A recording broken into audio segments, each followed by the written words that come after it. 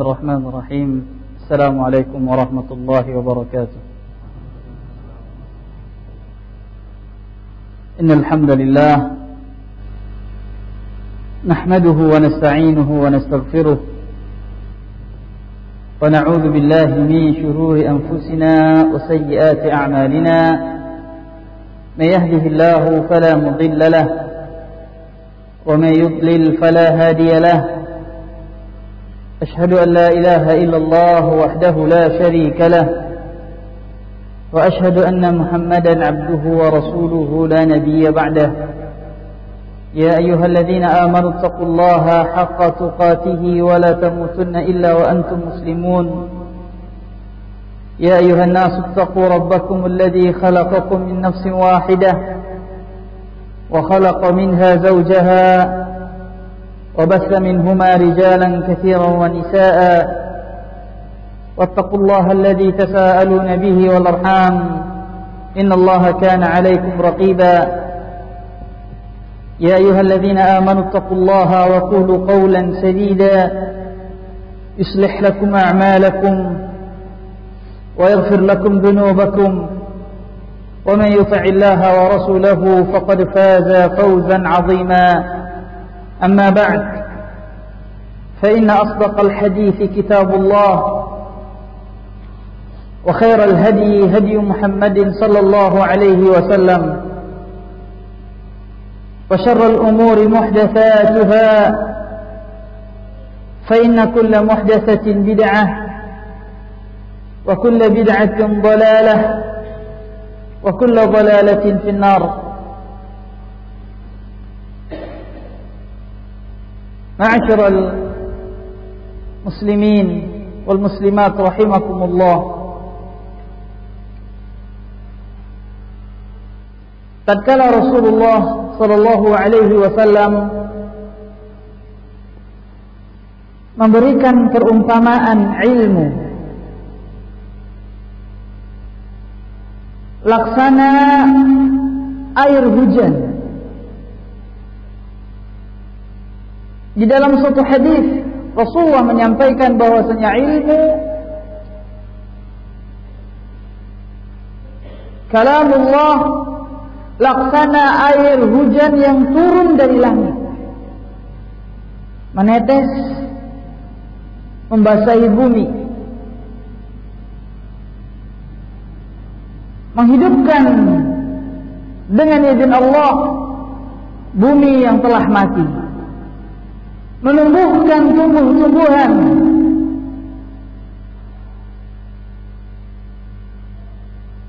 Itulah perumpamaan ilmu sebagaimana yang diterangkan oleh Rasulullah sallallahu alaihi wasallam dalam hadis yang sahih. Dan ilmu selalu bermanfaat apabila yang menyambut ilmu itu orang yang bisa memanfaatkan ilmu. Lanjutan hadis tersebut, Rasulullah memberikan keterangan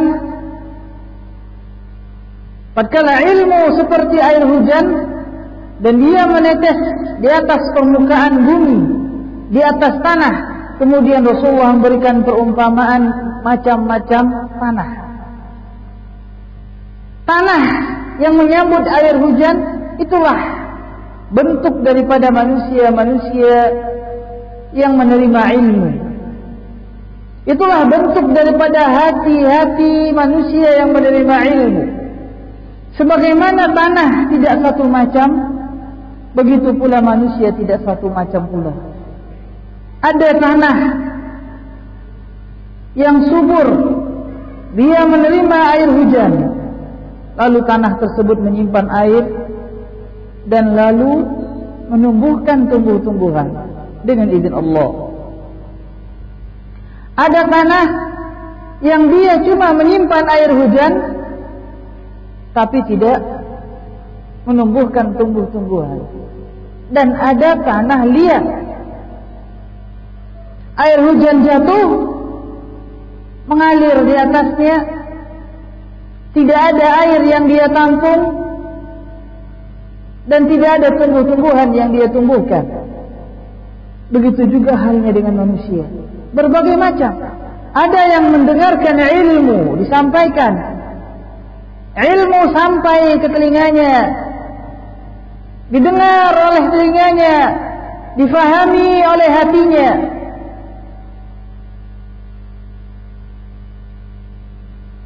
Tapi kadang ilmu tersebut cuma dia fahami, tapi dia tidak bisa menyampaikan kepada orang lain. Ada kita seperti ini. Laksana tanah yang menerima air hujan, tapi tidak bisa menumbuhkan tumbuh-tumbuhan. Allahu Akbar. Berarti kita tipe tanah yang kurang bagus, tipe tanah yang kurang baik.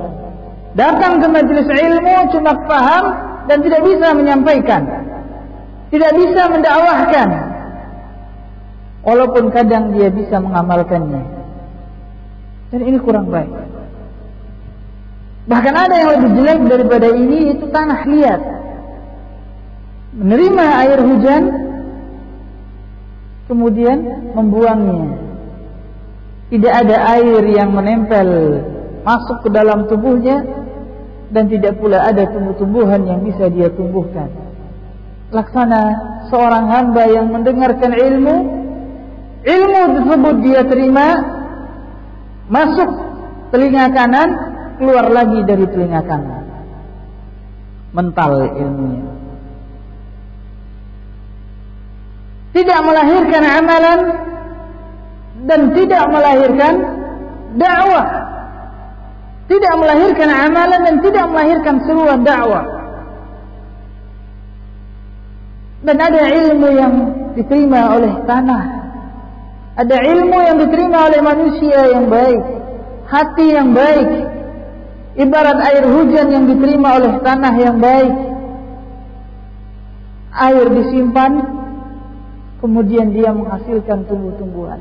Inilah macam-macam tanah, dan ini pula lah macam-macam tipe manusia. Inilah macam-macam tipe hati kita. Di jenis manakah kita berada? Di jenis manakah kita berada, ma'asyiral muslimin? Makanya Allah Subhanahu wa taala terangkan bagaimana tipe penerima ilmu yang baik, bagaimana bentuk seorang penuntut ilmu yang baik, bagaimana bentuk orang yang menerima ilmu yang baik. Kata Allah Subhanahu wa taala di dalam surat Az-Zumar,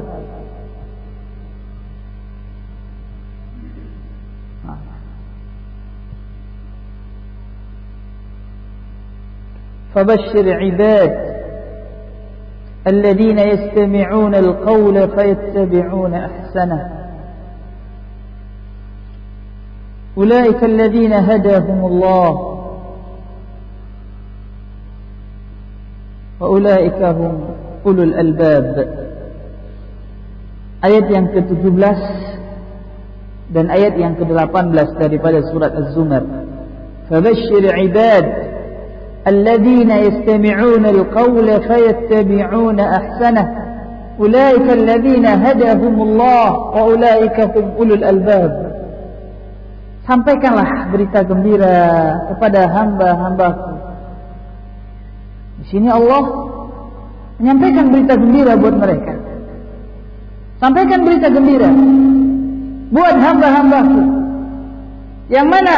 Alladzina yastami'una al-qawla fayattabi'una ahsanah. Yaitu orang-orang yang menyimak perkataan, bukan cuma sekedar mendengar. Orang yang terpuji di dalam majelis ilmu yang Allah perintahkan, sampaikan berita gembira kepada mereka. Allahu Akbar. Sampaikan berita gembira dari Rabbul Alamin, Rabbus Samawati wal Ard. Rabbul Alamin, berita gembira daripada Rabbul Alamin, Rabbus Samawati wal Ardin. Rabb langit dan bumi. Sampaikan berita gembira, kata Allah. Kepada siapa? Kepada orang-orang yang menyimak perkataan. Yastami'un. Allah tidak mengucapkan alladzina yasma'un, akan tapi yastami'un, orang-orang yang menyimak perkataan, menyimak ilmu. Jadi bukan cuma mendengar, tapi menyimak. Karena tingkatan menyimak lebih tinggi daripada tingkatan mendengar. Kalau seandainya mendengar saja tidak masuk dalam kategori ayat ini, bagaimana halnya dengan yang tidur di dalam majelis ilmu? Allahu Akbar. Yang tidur di dalam majelis, yang tidur apabila didengarkan ilmu. Bukankah Allah berfirman di dalam awal surat Al-Anfal, menerangkan sifat orang-orang yang beriman apabila dibacakan ayat-ayat Allah, wajilat qulubuhum, bergetar hatinya. Hatinya bergetar. Apakah mungkin orang yang hatinya bergetar dia ketiduran? Ini sifat orang yang beriman. Tapi ma'asyiral muslimin, kita temukan ada saudara-saudara kita yang tidur di majelis ilmu, yang mengantuk, bukan malah tersentuh hatinya, bertambah imannya, malah bertambah ngantuknya.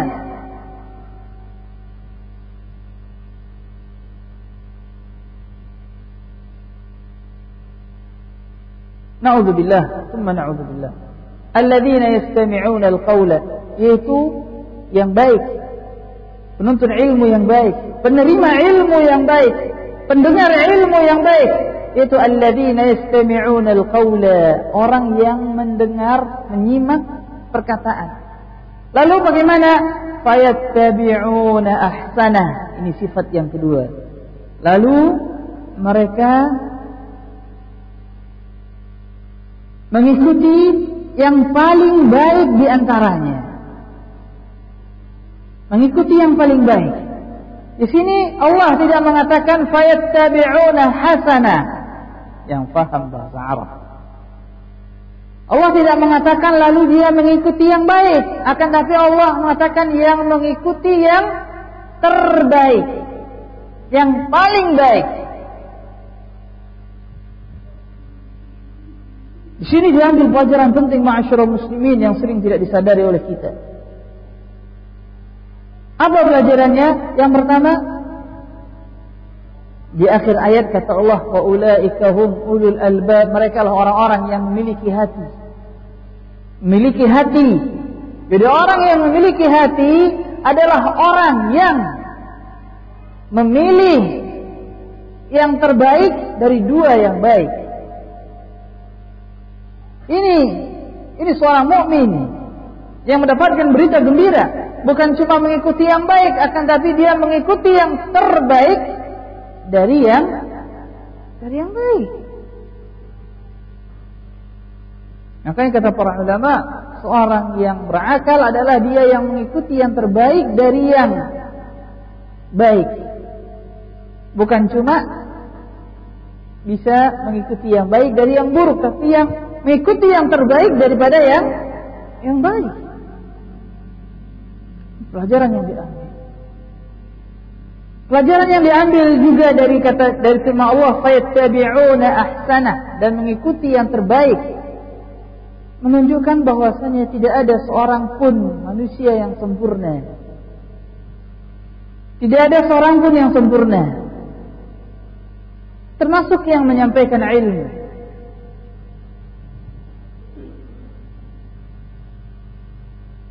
Termasuk yang menyampaikan ilmu. Tidak ada yang sempurna. Tidak ada yang keluar dari lisannya semuanya adalah yang terbaik. Tidak. Akan tapi permasalahan ini adalah permasalahan guru yang menyampaikan ilmu. Dan sebagai seorang penuntut ilmu, dia diperintahkan untuk mengambil yang terbaik. Rugi seorang penuntut ilmu kalau datang ke majelis ilmu bukan ingin mencari yang terbaik, tapi ingin mencari kesalahan, kejelekan dari yang menyampaikan ilmu. Ini adalah langkah yang salah. Dan kita tidak diperintahkan datang ke majelis ilmu untuk mencari-cari kesalahan.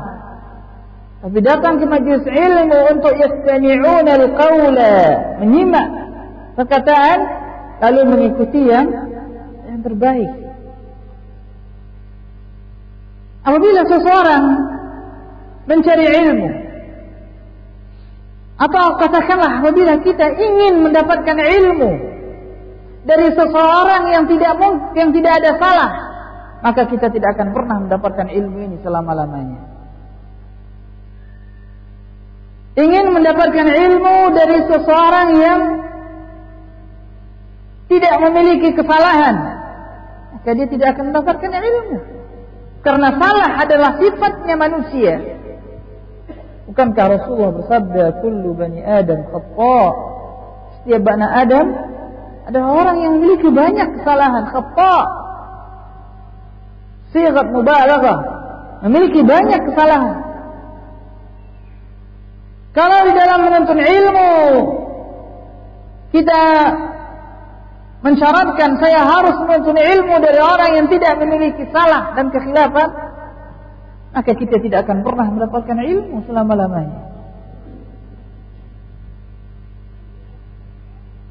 Bahkan Rasulullah sallallahu alaihi wasallam juga pernah jatuh dalam kesalahan. Bedanya Rasul dengan kita, Rasulullah jatuh dalam kesalahan, beliau ditegur oleh Allah dan beliau taubat, dan kita tidak ada teguran sebagaimana teguran kepada Rasulullah sallallahu alaihi wasallam. Makanya dikisahkan tatkala para penuntut ilmu datang kepada Sufyan ats-Tsauri,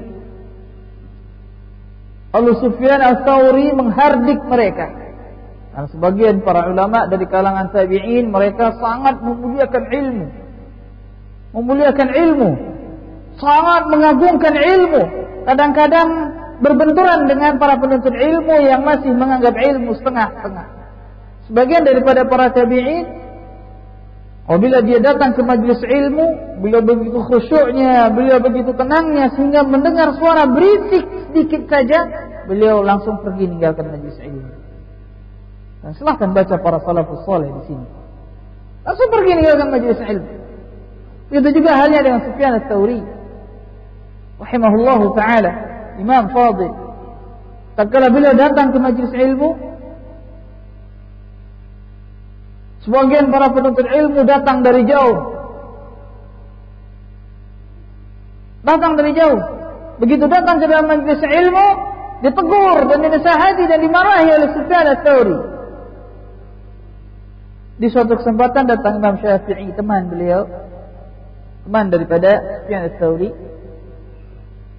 berkata kepada Sufyan ats-Tsauri, "Ya Syekh, engkau telah memarahi orang-orang yang datang dari jauh untuk menuntut ilmu. Sungguh engkau telah memarahi orang-orang yang datang dari jauh untuk menuntut ilmu."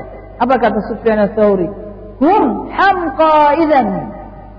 Mereka adalah orang yang dungu kalau seandainya demikian pendapat mereka. Mereka meninggalkan keberkahan ilmu karena sifatku. Allahu Akbar. Makanya ma'asyiral muslimin, para penuntut ilmu dan para ulama rahimahumullah ta'ala terangkan di dalam kitab-kitab adab menuntut ilmu. Adab-adab menuntut ilmu. Mulai daripada ulama yang dahulu sampai ulama belakangan, semuanya menulis di antara adab menuntut ilmu itu sabar dalam menuntut ilmu. Bahkan lebih tegas lagi dikatakan as-sabru ala jafwatil alim, sabar atas kekeringannya seorang yang alim. Kering, jafa. Sifat seorang alim harus sabar. Karena kalau seandainya seorang penuntut ilmu meninggalkan orang yang alim, maka dia akan terhalangi daripada menuntut ilmunya. Dia akan terhalangi daripada keberkahan ilmunya.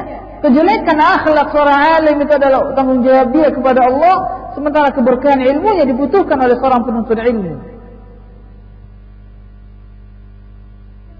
Seorang alim tidak butuh kepada penuntut ilmu, tapi penuntut ilmu yang butuh kepada seorang yang alim.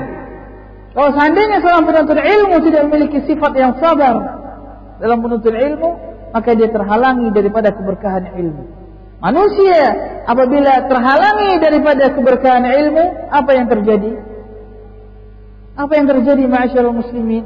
Dan bukankah seluruh kemaksiatan di atas permukaan bumi ini di antara sebab terbesarnya adalah karena kurangnya ilmu? Apalagi kalau seandainya seorang hamba jauh daripada majlis ilmu, jauh daripada berkumpul dengan ahli ilmu, jauh berkumpul daripada para penuntut ilmu. Apa yang terjadi? Makin lama dia makin diseret oleh syaitan, diseret oleh syaitan, dan ini terbukti ma'asyiral muslimin wal muslimat. Tatkala salah seorang para penuntut ilmu menjauhi majlis ilmu karena sebab apapun juga, dia jauh dari majlis ilmu, jauh dari ahli ilmu, bahkan jauh daripada penuntut ilmu, mulailah dia kendor, mulai luntur. Sunnah-sunnah Nabi yang dahulu dia pegang, mulai dia lepaskan satu persatu. Dia lepaskan. Apabila sunnah sudah lepas, maka apa yang akan masuk? Apa yang masuk? Bid'ah. Bid'ah. Karena lawan sunnah adalah bid'ah. Makanya orang yang paling lemah memegang sunnah, maka dia adalah yang paling dekat kepada bid'ah. Mulailah ikut acara-acara bid'ah satu persatu, hingga akhirnya dia berubah menjadi ahlul bid'ah wal iyadu billah. Dan benarlah Rasulullah sallallahu alaihi wasallam yang telah bersabda bahwasanya asy-syaitanu ma'al itsnain wa minal wahidi ab'ad. Sungguhnya syaitan bersama yang dua orang, asy-syaitanu ma'al wahid wa minal itsnaini ab'ad. Sungguhnya syaitan bersama dengan yang satu orang, dan dari yang dua orang lebih jauh, kata Rasulullah sallallahu alaihi wasallam. Jadi syaitan itu makin dekat kepada orang yang makin menyendiri. Menyendiri dari apa? Menyendiri daripada orang-orang musuh-musuhnya syaitan. Makin jauh dia daripada orang-orang yang berpegang teguh dengan sunnah, maka dia makin dekat kepada syaitan. Makanya Rasulullah memberikan perumpamaan. Manusia yang gampang digoda oleh syaitan laksana seekor anak kambing yang terpisah yang ditangkap oleh serigala. Kata Rasulullah, fa inna asy-syaitana ya'kulu kama ya'kulu ad-dhi'bul ghanam al-qasiyah. Sungguhnya syaitan memangsa sebagaimana serigala memangsa kambing yang terpisah. Allahu akbar. Ini hadis subhanallah azim, besar sekali. Pentingnya seseorang untuk menuntut ilmu, pentingnya seseorang untuk bersama dengan ahli ilmu, dan pentingnya seseorang untuk bersama dengan para penuntut ilmu. Makanya kata Allah, ya ayyuhalladzina amanu taqullaha wa kunu ma'as shadiqin. Wahai orang-orang yang beriman, bertakwalah kepada Allah dan bersamalah kamu dengan orang-orang yang benar. Perintah setelah takwa bersama dengan orang-orang yang benar. Dalam ayat yang lain Allah berfirman, "Wala wasbir nafsaka ma'al ladzina yad'una rabbahum bil ghadati wal wasbir nafsaka ma'al ladzina yad'una rabbahum bil ghadati wal 'ashiyyi yuriduna wajha wa la ta'du 'aynaka 'anhum turidu zinatal hayatid dunya." Sabarkanlah dirimu bersama orang-orang yang berdoa kepada Rabbnya di saat pagi dan di saat petang, dan jangan matamu melampaui mereka mencari yang lain karena mengharapkan perhiasan dunia. Ma'asyiral muslimin wal muslimat. Kemudian kita lanjutkan dari surat Az-Zumar tersebut. Ulaika alladziina hadahumullah wa ulaika hum ulul albab. Merekalah orang-orang yang mendapatkan petunjuk dari Allah, dan merekalah orang-orang yang memiliki hati. Wa ulaika hum ulul albab. Kesimpulan ma'asyiral muslimin, bahwasanya Allah memberikan perumpamaan ilmu laksana air hujan.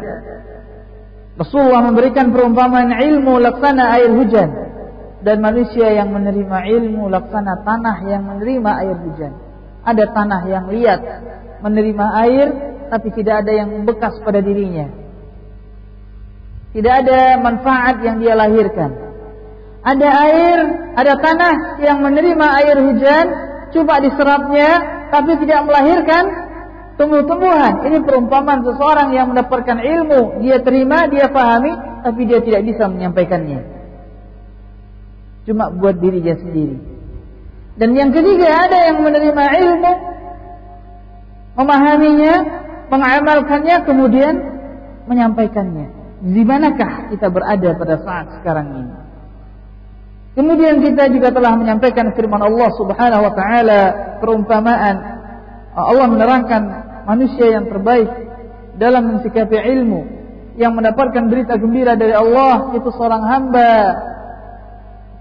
yang menyimak perkataan dan bukan mendengar perkataan, menyimak perkataan, menyimak ilmu, lalu dia memilih yang terbaik di antaranya, mengikuti yang terbaik, bukan mengikuti yang baik, akan tapi mengikuti yang terbaik. Diambil pelajaran di sana bahwasanya manusia memiliki khilaf dan salah. Dan seorang penuntut ilmu datang ke majelis ilmu, dia menginginkan ilmu dan bukan mencari kesalahan. Dan merekalah, kata Allah, orang-orang yang mendapatkan hidayah, dan merekalah orang-orang yang memiliki hati mafhum mukhalafah. Pemahaman sebaliknya, apabila ada seorang talibul ilmi datang ke majelis ilmu bukan dengan sifat ini, bukan dengan sifat yastami'una al-qawla fayattabi'una ahsana, maka mereka bukanlah orang yang mendapatkan petunjuk, dan mereka bukanlah orang-orang yang memiliki hati, wal iyadu billah, na'udzubillah. Baiklah ma'asyiral muslimin wal muslimat rahimakumullah, kita masuki kajian kita Al-Firqatun Najiyah.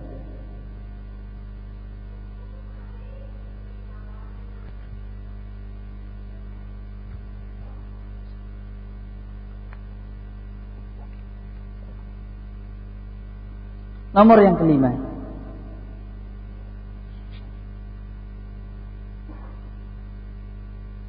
Wa 'an Ibnu Mas'ud radhiyallahu anhu qala khatta lana Rasulullah sallallahu alaihi wasallam khattan bi yadihi thumma qala hadha sabilullah mustaqima wa khatta khututan 'an yaminihi wa shimalihi ثم قال هذه السبل ليس منها سبيل إلا عليه شيطان يدعو إليه ثم قرأ قوله تعالى وأن هذا صراطي مستقيما فاتبعوه ولا تتبعوا السبل فتفرق بكم عن سبيله ذلكم وصاكم به لعلكم تتقون.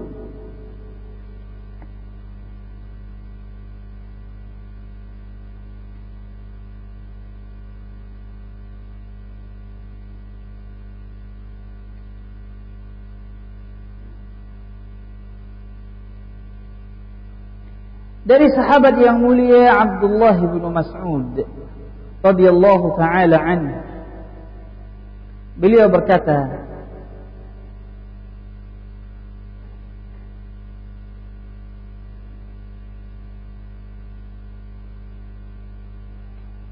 Rasulullah sallallahu alaihi wasallam menulis garis yang lurus dengan tangan beliau. Suatu hari Rasulullah dengan para sahabat membuat garis yang lurus dengan tangan beliau. Kemudian Rasulullah bersabda, "Hadhihi sabilullah mustaqima." Ini adalah jalan Allah yang lurus. Rasulullah suatu saat dengan para sahabat bikin jalan yang lurus. Kemudian beliau katakan, ini jalan Allah, lurus. Kemudian wa khatta khututan an yaminihi wa shimalihi. Kemudian Rasulullah membuat garis-garis ke kanan dan ke kiri. Jadi pertama garis lurus, kemudian ada cabangnya ke kanan, ke kiri, ke kanan, ke kiri, banyak. Kemudian kata Rasulullah, hadhihi subul. Inilah jalan-jalan.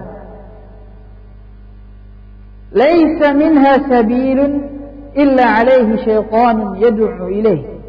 Tidak ada suatu jalan pun yang di sini, ke kiri dan ke kanan, tidak ada suatu jalan pun kecuali pada jalan tersebut ada syaitan yang menyeru kepadanya. Syaitan yang mengajak ke kiri, syaitan yang mengajak ke ke kanan. Kemudian Rasulullah membaca firman Allah, wa anna hadza sirati mustaqiman fattabi'uhu wa la tattabi'us subula fatafarraqa bikum an sabilihi dzalikum wasaqakum bihi la'allakum tattaqun. Surat Al-An'am ayat 153. Dan inilah jalanku, kata Allah, yang lurus, maka ikutilah. Dan jangan kamu mengikuti jalan-jalan yang lain. Fatafarraqa bikum an sabilihi, maka niscaya kamu akan berpecah belah dari jalannya.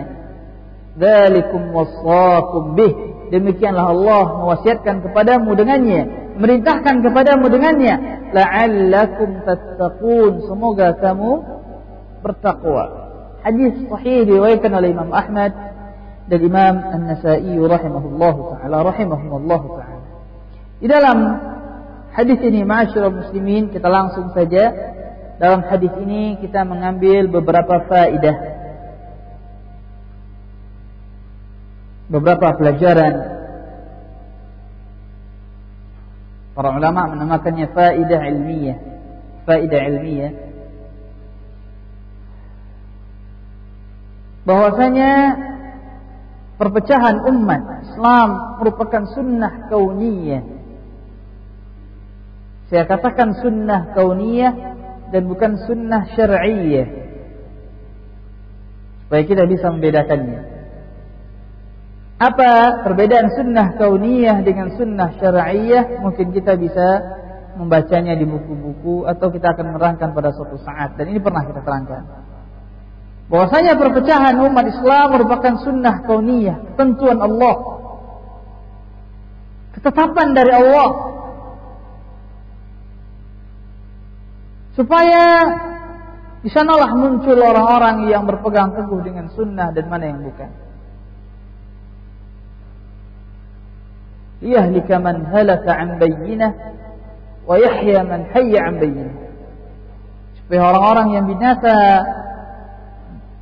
mereka binasa setelah datang keterangan, supaya orang-orang yang hidup, dia hidup di atas keterangan. Sampai diketahui mana orang-orang yang bersungguh-sungguh berjihad dan mana orang-orang yang sabar. Hatta ya'lamal mujahidina minkum wa ya'lamal sabirin. Jadi perpecahan ini adalah ketentuan Allah untuk Allah menguji hamba-hambanya. Mana mereka yang selamat di tengah perpecahan ini?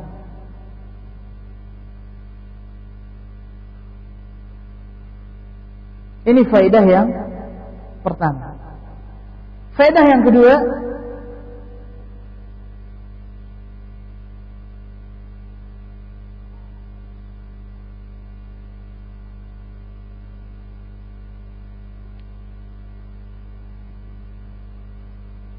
bahwasanya jalan Allah satu.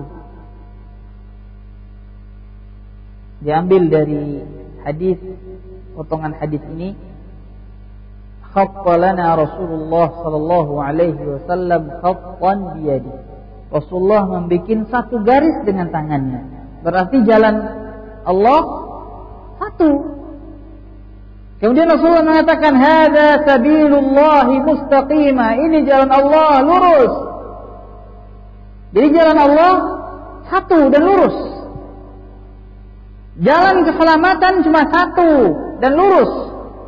Sementara sebaliknya, jalan-jalan syaitan ada banyak. Jalan-jalan syaitan ada banyak. Jadi yang benar, jalan yang hak satu. Kebenaran itu satu. Sering manusia ingin merancukan kebenaran itu bukan satu dengan pepatah, bukan satu jalan ke Roma. Gitu ya. Iya, ke Roma jalannya nggak satu memang, tapi ini yang hak bukan Roma. Masa suatu kebenaran disamakan dengan Roma? Negeri Roma tidak. Yang hak satu. Rasulullah bikin garis. Adapun subulus salam yang ada dalam Al-Quran, jalan-jalan kebaikan yang ada dalam Al-Quran, maka maknanya untuk mencapai kepada jalan Allah, mencapai keridhaan Allah, mencapai surga Allah, manusia bisa melakukan amal kebajikan yang banyak. Bisa melalui banyak sholat sunnah, bisa melalui sering baca Quran dan lain-lain sebagainya. Bukan ini yang dimaksud. Adapun jalan yang hak itu satu, itu jalan yang pernah ditempuh oleh Rasulullah SAW dan para sahabatnya. Faedah yang ketiga,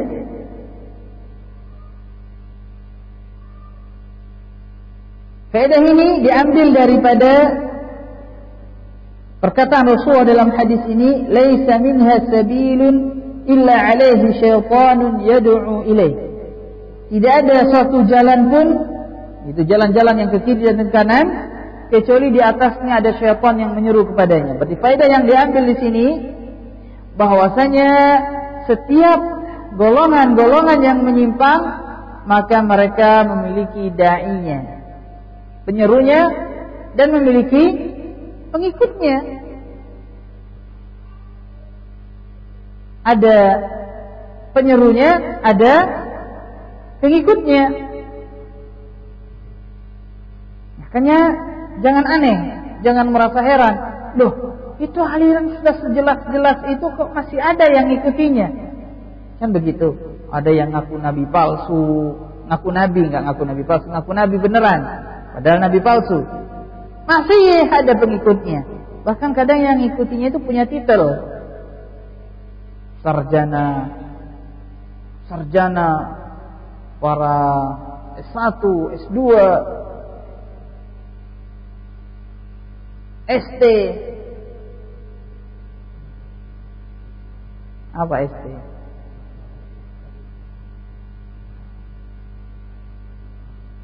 SAG.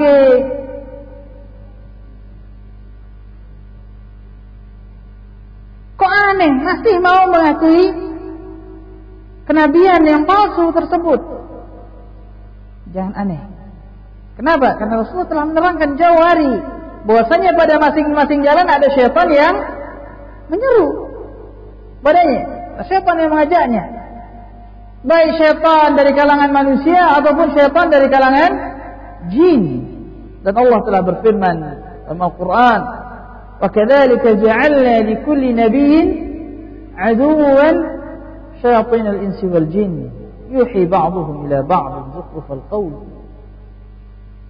Demikianlah kami jadikan buat para nabi musuh-musuh dari kalangan syaitan-syaitan manusia dan syaitan-syaitan jin. Di sini kata Allah setiap nabi, berarti masing-masing nabi musuhnya syaitan-syaitan, berarti musuhnya nggak satu. Mending kalau satu lawan satu.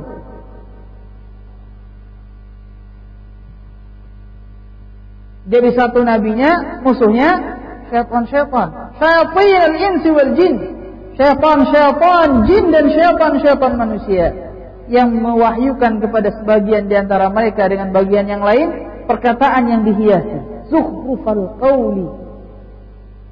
Zukhrufal qawli itu perkataan yang dihiasi, yang digubah. Jadi seolah-olah orang yang mendengarkannya seolah-olah dia adalah perkataan yang benar.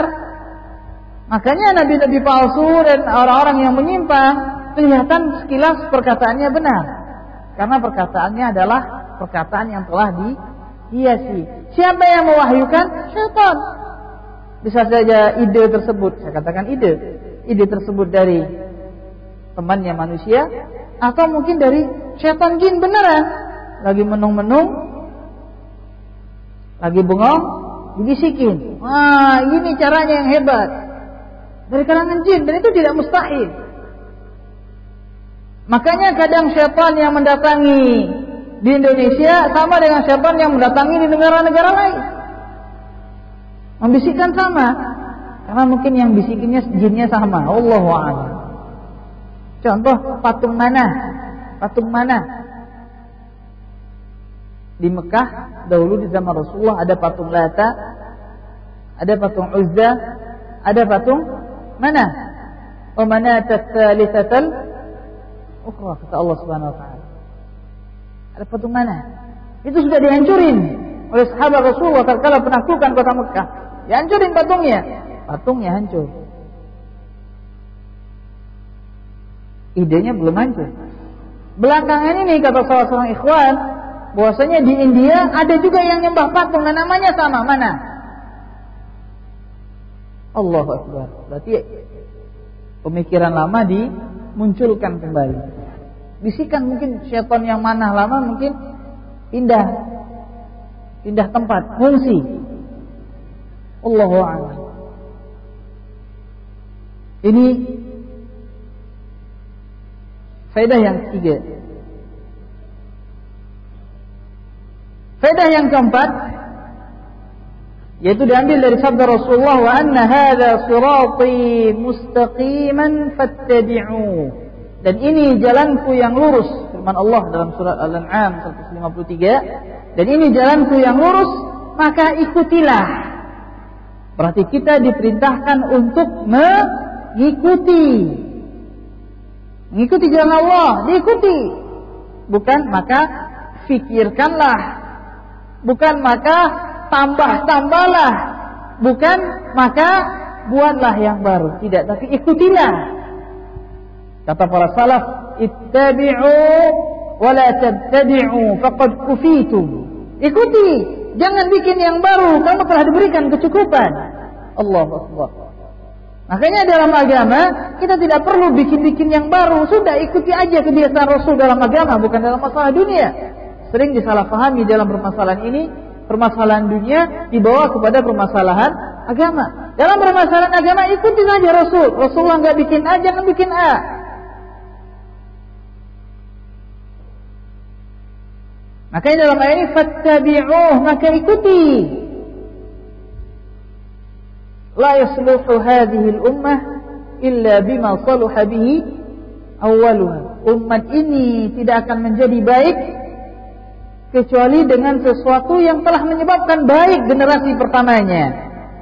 Kecuali sesuatu yang telah menyebabkan baik generasi pertamanya. Apabila kita ingin baik, maka ikuti generasi pertama. Jangan bikin acara-acara baru dalam agama, ajaran-ajaran baru dalam agama, salat-salat baru dalam agama, puasa-puasa baru dalam agama. Puasa mutih lah. Puasa mutih. Minum air putih, nasinya nasi putih, telurnya telur putih. Kuningnya kasih ke santri.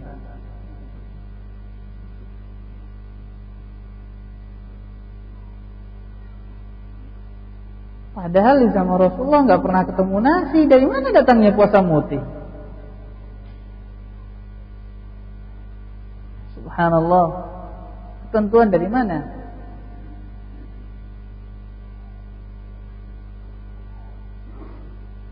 Fattabi'u, maka ikutilah. Faedah yang kelima,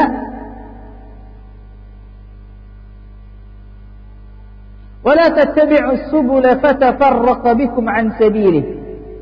Dan jangan kamu mengikuti jalan-jalan, maka akan menyebabkan perpecahan di antara kamu dari jalan Allah. Fatafarraqa bikum an sabil, menyebabkan kamu berpecah dari jalan Allah. Ini adalah dalil yang jelas bahwasanya sebab perpecahan yaitu keluar daripada jalan Allah Subhanahu wa taala. Jadi sebab perpecahan tersebut adalah penyimpangan di dalam Islam. Tatkala ada seseorang yang mengamalkan amalan yang tidak diajarkan di dalam Islam, tidak dikenal dalam Islam, itulah sebab perpecahan. Dan orang yang ingin menyatukan perpecahan tersebut adalah orang yang mengajak kepada jalan Allah. Mereka penyatu. Mereka lah yang ingin menyatukan umat. Tapi sayang, kadang sering tuduhan dibalikkan ke mereka. Tuh, penyebab perpecahan. Tuh, ngajak-ngajak kepada Al-Quran dan Sunnah. Tuh, yang melarang-larang, yang menasihati, itu sebab perpecahan. Lalu bagaimana? Biarin saja. Inna lillahi wa inna ilaihi raji'un. Membiarkan kesalahan, maka maknanya adalah membiarkan perpecahan. Saya ulangi, membiarkan kesalahan, maka maknanya adalah membiarkan suburnya perpecahan. Akan tetapi menasehati kesalahan, maka maknanya mengajak umat kepada jalan yang satu, dan itulah menyatukan umat. Itulah menyatukan umat. Tapi sayang sebaliknya, tatkala sebagian kaum muslimin menasihati saudaranya, menerangkan mana yang hak, mana yang batil, mana yang syirik, mana yang sunnah, mana yang kufur, mana yang bid'ah, malah mereka dituduh pemecah umat. Padahal mereka lah yang mengajak manusia kepada jalan Allah Subhanahu wa taala. Wallahu musta'an. Dan inilah nasib para pengikut metode dakwah Rasul, dituduh dan difitnah. Akan tapi Allah melindungi mereka. Dzalikum wasaqum bihi la'allakum tattaqun. Demikianlah Allah memerintahkan, mewasiatkan kepadamu, memerintahkan kamu dengannya, la'allakum tattaqun. Di sini kita mengambil pelajaran selanjutnya, bahwasanya hal yang demikian adalah perintah Allah, yaitu perintah untuk mengikuti jalan Allah dan tidak mengikuti jalan-jalan syaitan. Itu adalah perintah dan hukumnya wajib. La'allakum tattaqun, semoga kamu bertakwa, dan takwa hukumnya wajib. Dan takwa tidak akan mungkin bisa dicapai kecuali dengan ini, mengikuti jalan Allah Subhanahu wa taala. Allah perintahkan bertakwa, ya ayyuhalladzina amanu taqullaha haqqa tuqatih. Wahai orang-orang yang beriman, bertakwalah kepada Allah dengan sebenar-benarnya ketakwaan. Dan ketakwaan tidak mungkin dicapai kecuali dengan apa yang disebutkan dalam hadis dan dalam ayat ini, itu mengikuti jalan Allah dan tidak mengikuti jalan-jalan yang lainnya. Allahu musta'an. Nomor yang ke-6.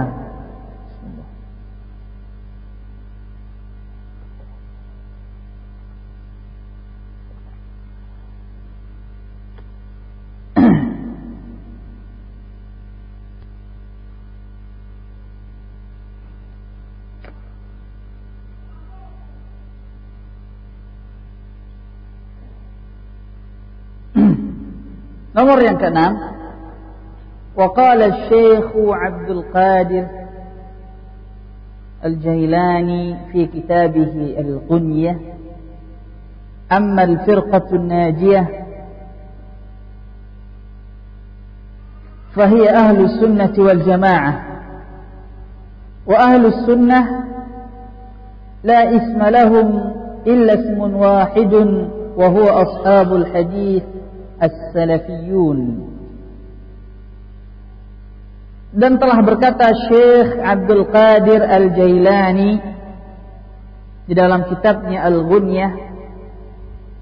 Syekh Abdul Qadir Al-Jailani, kenal semua, kita kenal namanya. Apa kata beliau? Adapun al-firqatun najiyah, adapun golongan yang selamat, maka dia adalah ahlus sunnah wal jamaah. Maka dia adalah ahlus sunnah wal jamaah. Beliau memaksudkan hadis yang pernah kita kaji sebelumnya. Umat Islam terpecah menjadi 73, 72 masuk ke dalam neraka, satu yang selamat. Yang selamat itu siapa?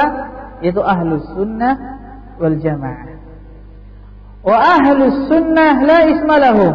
Adapun ahlus sunnah, mereka tidak memiliki nama, tidak ada nama bagi mereka kecuali satu nama. Dan dia adalah ahlul hadis, dan dia adalah ashabul hadis, yaitu namanya as-salafiyun. Di sini saya akan terangkan insyaallah taala. Pertama, Syekh Abdul Qadir Jailani.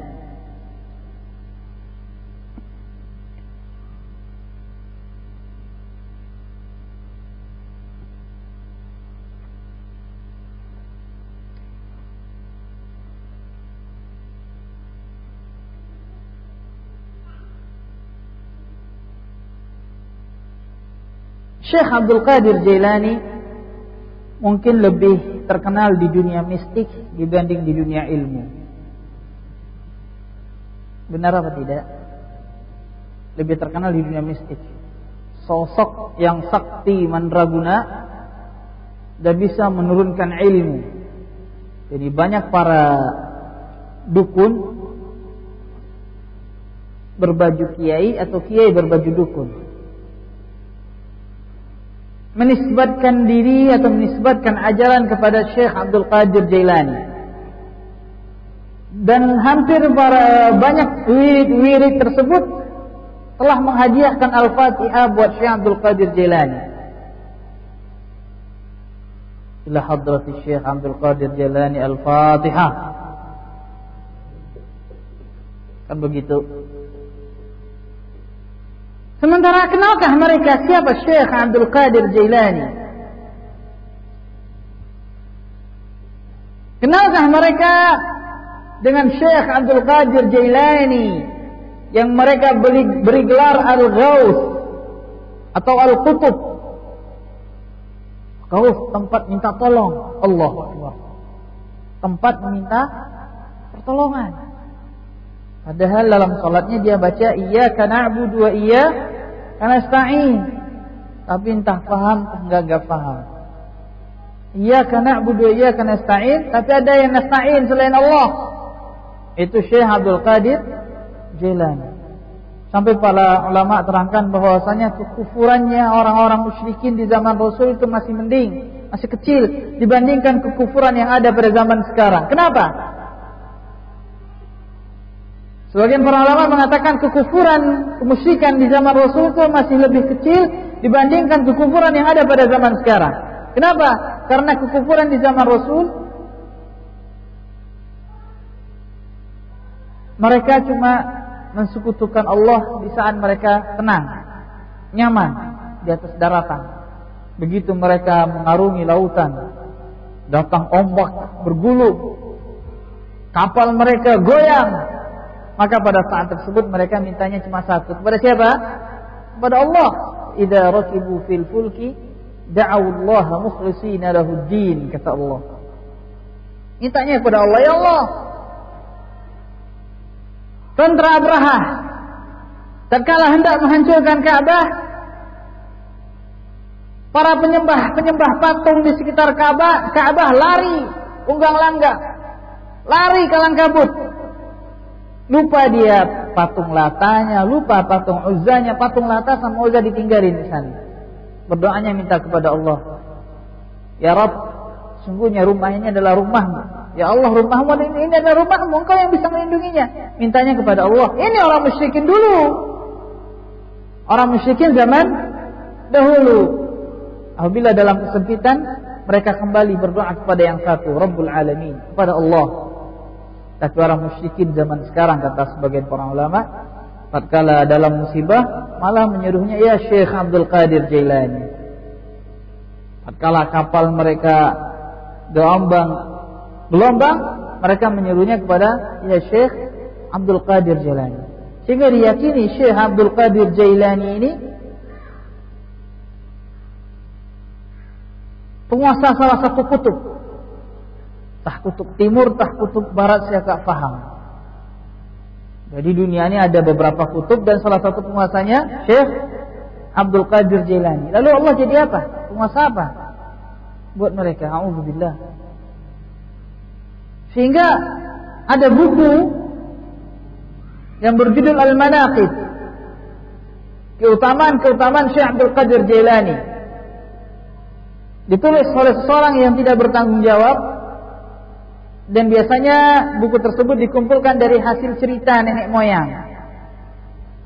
Sama dengan kisah Wali Songo, itu enggak terbukti keakuratannya, cuma cerita, lalu dibukuin dan difilmin.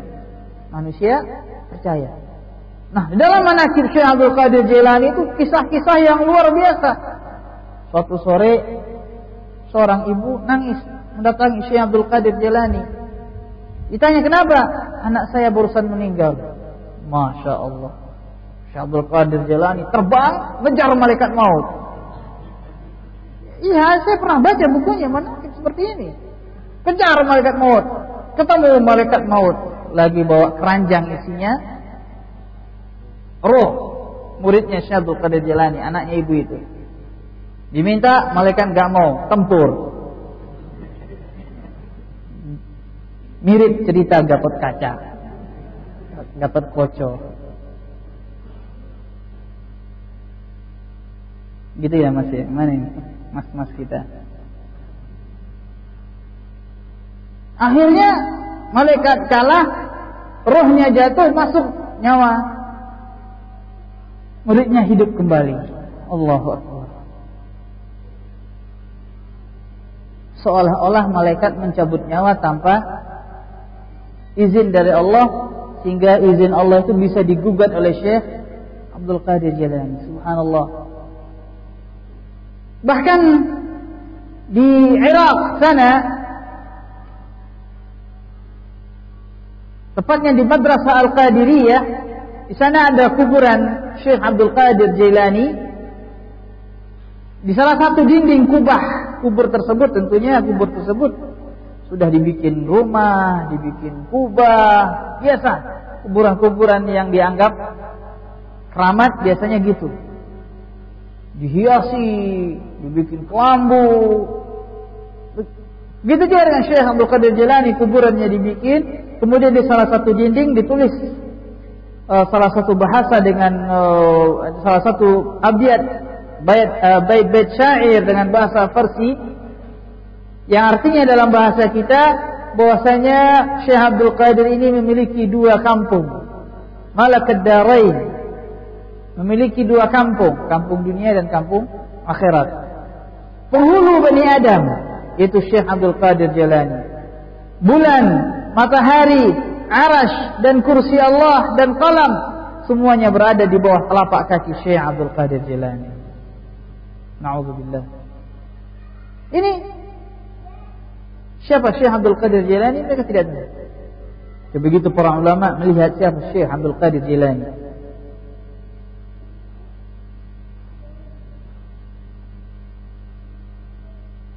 dilihat dari buku-bukunya, hasil tulisan beliau, dilihat dari para ulama yang hidup semasa dengannya, yang menulis biografi Syekh Albani, dan ulama-ulama yang pernah hidup dan menulis dalam buku-buku mereka, ditemukan bahwasanya Syekh Abdul Qadir Jailani seorang alim, orang yang berilmu, sebagaimana juga diterangkan oleh Syekhul Islam Ibnu Taimiyah dalam majmu' fatwanya. Beliau hidup lahir tahun 471 Hijriah dan wafat tahun 561 Hijriah.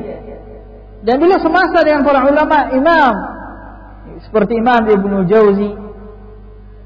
Imam Ibnu Jauzi seorang imam dalam nasihat. Imam dalam nasihat, mempunyai sangat banyak tulisan, ratusan bahkan ribuan tulisan.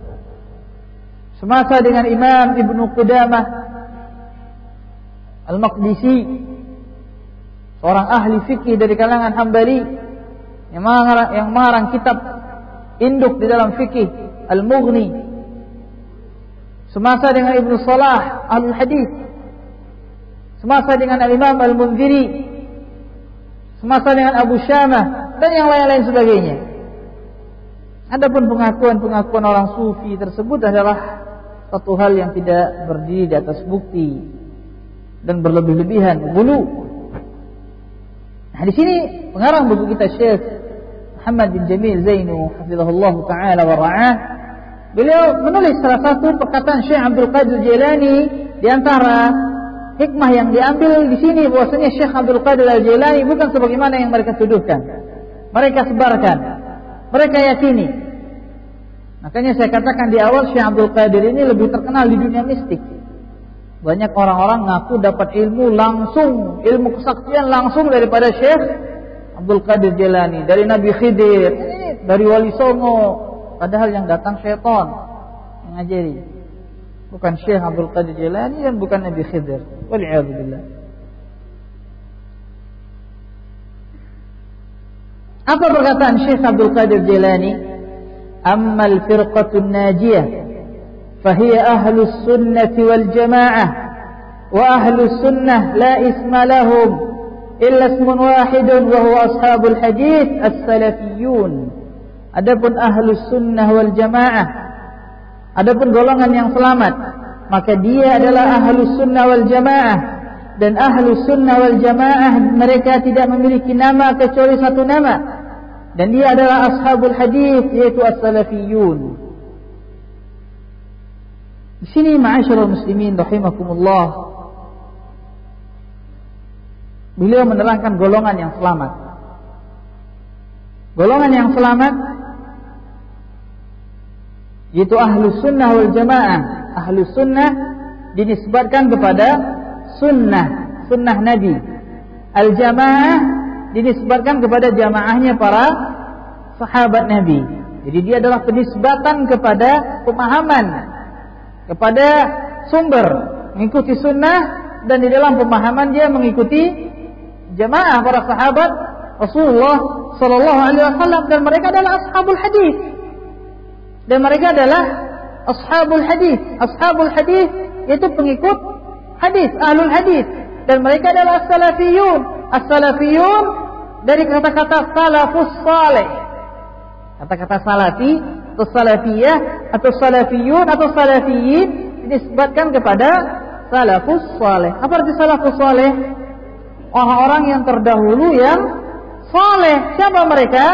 Itu Rasulullah, para sahabat. Kata Rasulullah sallallahu alaihi wasallam, khairul qurun qarni, thumma alladhina yalunahum, thumma alladhina yalunahum. Kemudian orang-orang sebaik-baiknya generasi adalah generasiku, kemudian generasi setelahku, kemudian generasi setelahku. Itulah para salafus saleh. Jadi mereka tidak menamakan aliran mereka dengan penamaan yang baru, penamaan yang dibuat-buat, tidak.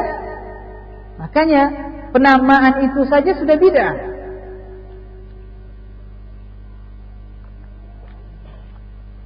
Penamaan yang baru itu adalah bid'ah. Alirannya apa? Aliran Asy'ari, mengikuti Abul Hasan Al-Asy'ari. Penamaannya dari mana? Menamakan diri dengan penamaan tersebut, mana darinya? Apa namanya? Apa alirannya? Syiah. Loh, emangnya ada Rasulullah menamakan dirinya Syiah? Nah, makanya di antara ciri-ciri ahlul bid'ah yaitu menamakan diri dengan penamaan yang tidak pernah ada di dalam sunnah Rasulullah sallallahu alaihi wasallam. Adapun ahlus sunnah, mereka menamakan diri mereka dengan Islam, dengan ahlus sunnah wal jamaah, dengan penamaan-penamaan yang ada diajarkan di dalam sunnah Rasulullah sallallahu alaihi wasallam. Jadi mereka menisbatkan diri mereka kepada nisbat pemahaman, nisbat pemahaman.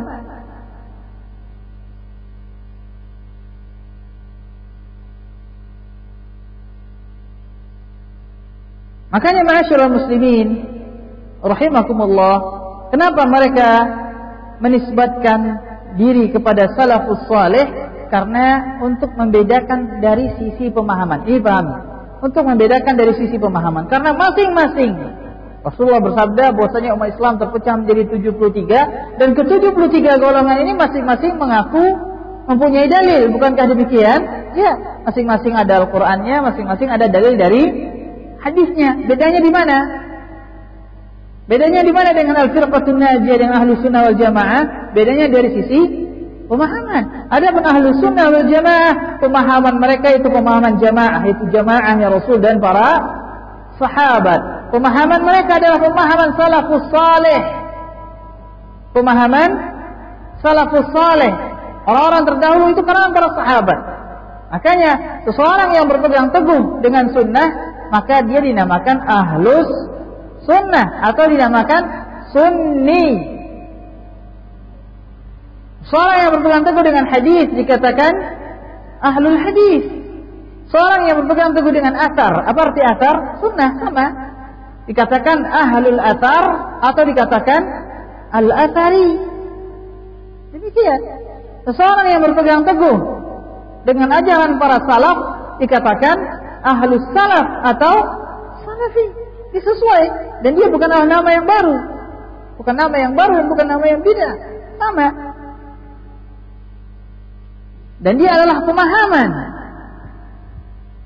pemahaman, dan dia adalah amalan. Kalau seandainya ada seseorang yang membuat titel saya salafi, tapi amalannya bertentangan dengan salaf, maka dia bukan dikatakan salafi. Dia bukan dikatakan salafi. Makanya di sini ma'asyiral muslimin rahimakumullah, ini yang harus kita fahami di dalam permasalahan ini. Di dalam permasalahan ini. Jadi Rasulullah juga menamakan At-Taifah Al-Mansurah. Ada hadisnya dari Rasulullah sallallahu alaihi wasallam. Rasulullah berkata kepada Fatimah, "Ana khairu man salafuk." Saya adalah sebaik-baiknya pendahulumu, kata Rasulullah kepada Fatimah. Dan di sini adalah penamaan-penamaan yang ada dalilnya dari Rasulullah sallallahu alaihi wasallam. Penutup dalam kajian kita hari ini, di sini pada belakangan ini lagi marak-maraknya. Pada belakangan ini lagi marak-maraknya muncul buku-buku, majalah-majalah, tulisan-tulisan yang berkisar mengenai hujatan dan bantahan dan tudingan dan tuduhan kepada salafiyin, kepada para orang-orang salaf. Sekarang ini lagi marak-maraknya. Wallahu a'lam apa sebab mereka begitu maraknya pada zaman sekarang ini. Dari tulisan buku A menulis membantah salafi dari dua sisi. Pernah dengar? Buku yang lain si A menjawab salafi. Buku dan banyak. Subhanallah. Apa sebabnya mereka membantah? Apakah mereka membantah? Dan saya membaca tulisan-tulisan sebagian daripada tulisan tersebut, isinya yaitu hujatan kepada perorangan, bukan kepada ajaran. Perorangan itu contoh si A, tokoh si A yang mengaku salafi berbuat begini.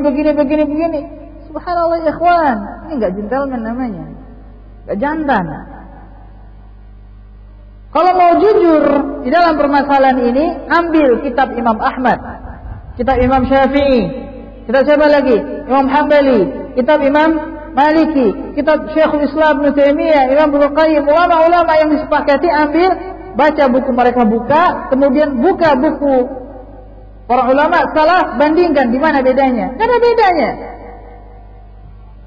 Buka buku Syekhul Islam Ibnu Taimiyah, buka buku ulama, di mana bedanya? Tidak ada beda. Tulisan yang mereka sampaikan, ilmu yang mereka sampaikan, tidak ada beda. Jangan hujat perorangan, karena orang bisa saja salah. Dan tidak semua yang menisbatkan diri kepada salafi mereka adalah orang-orang salafiyin. Bukankah demikian? Ya. Dan berapa banyak orang yang menisbatkan diri kepada salaf jatuh pada kesalahan. Dan tudingan-tudingan tersebut selalu perorangan sifatnya. Tuh si anu, si fulan begini-begini. Oh si fulan begitu. Itu isinya, itu intinya. Silakan buka majalah-majalah. Baru-baru ini ada majalah-majalah membantah salafi, menceritakan semuanya hinaan terhadap perorangan. Makanya ma'asyiral muslimin rahimakumullah, ini adalah salah satu bentuk sifat tidak insaf, tidak adil. Allah berfirman dalam Al-Qur'an, "Wa la yajrimannakum syana'anu qaumin 'ala alla ta'dilu.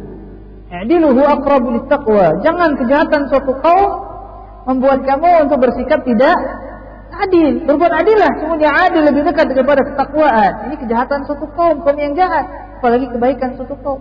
Syekhul Islam Syekh Muhammad bin Abdul Wahhab At-Tamimi dituduh dan dituding begini-begini, dia antek Yahudi, dia sebenarnya karena makar atau tipu daya atau godaan syahwat wanita sehingga akhirnya dia pulang berubah pikiran dan begini, dicerita, ditulis panjang lebar dalam majalah-majalah.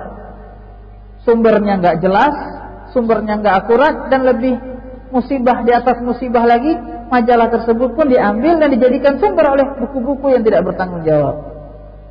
Ini enggak gentleman. Ambil buku Syekh Muhammad bin Abdul Wahhab, Kitab Tauhid, ambil buku tersebut, bandingkan dia dengan buku para ulama-ulama dahulu, para imam, Imam Syafi'i, Imam Ahmad. Di mana bedanya? Ini ilmiah, seperti ini, ilmiah.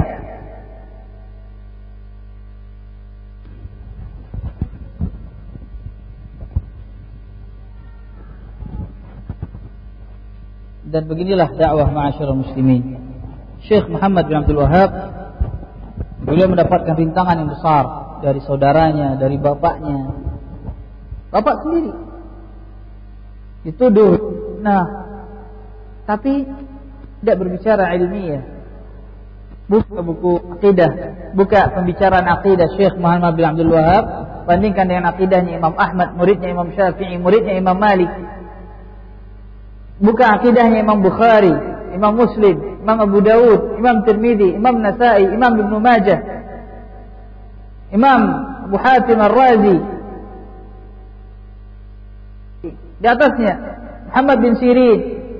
Terus kepada para sahabat dibandingkan perkataan akidah yang ditulis dalam kitab Syekh Muhammad bin Abdul Wahab dengan perkataan mereka. Betapa serupanya perkataan Abu Bakar As-Siddiq yang mengatakan Allah di atas langit.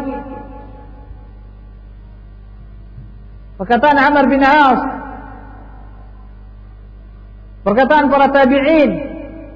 Betapa serupanya perkataan mereka dengan perkataan Syekh Muhammad bin Abdul Wahab, dengan Syekhul Islam Ibnu Taimiyah, Al-Imam Ibnu Qayyim, Syekh bin Baz, Syekhuna bin Baz rahimahullah, Syekh Albani, Syekhuna Muhammad bin Shalih Al-Utsaimin rahimahullah. Begitu miripnya perkataan mereka mengatakan Allah di atas langit.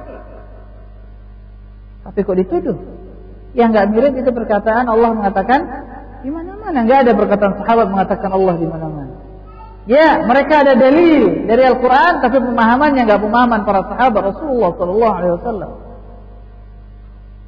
Begitu miripnya perkataan Imam Ahmad bin Hanbal, perkataan Sufyan bin Sa'id Ats-Tsauri, Sufyan bin Uyainah, dan ulama-ulama lainnya yang mengatakan wajib tunduk dan taat kepada pemimpin.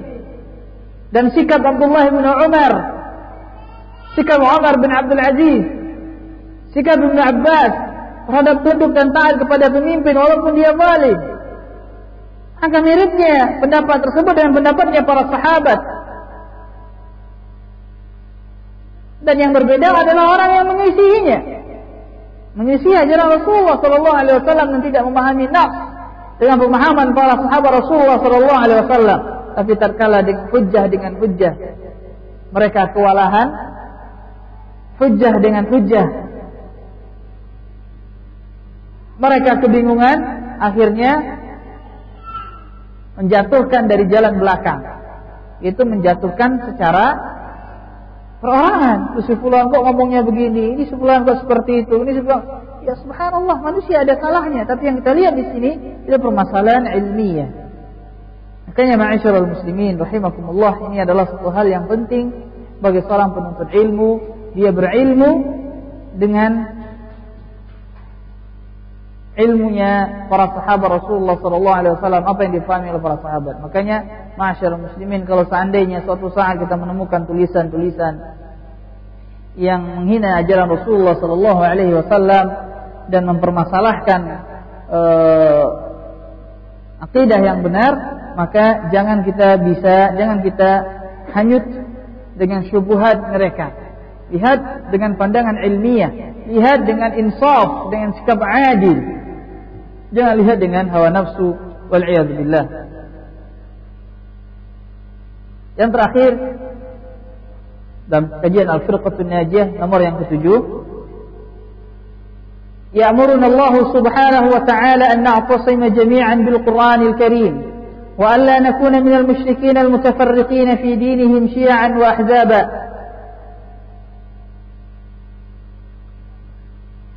ويخبرنا الرسول الكريم أن اليهود والنصارى تفرقوا كثيرا وأن المسلمين سيفترقون أكثر منهم وأن هذه الفرق ستكون عرضة لدخول النار لانحرافها وبعدها عن كتاب ربها وسنة نبيها وأن فرقة واحدة ناجية منها ستدخل الجنة وهي الجماعة المتمسكة بالكتاب والسنة الصحيحة وعمل أصحاب الرسول صلى الله عليه وسلم. اللهم اجعلنا من الفرقة الناجية ووفق المسلمين لأن يكونوا منها. Yang ke-7, Allah memerintahkan kita untuk berpegang teguh dengan Al-Quranul Karim, dan supaya kita tidak termasuk daripada orang-orang musyrikin yang berpecah belah dalam agama mereka, berkelompok-kelompok dan berahzab-ahzab.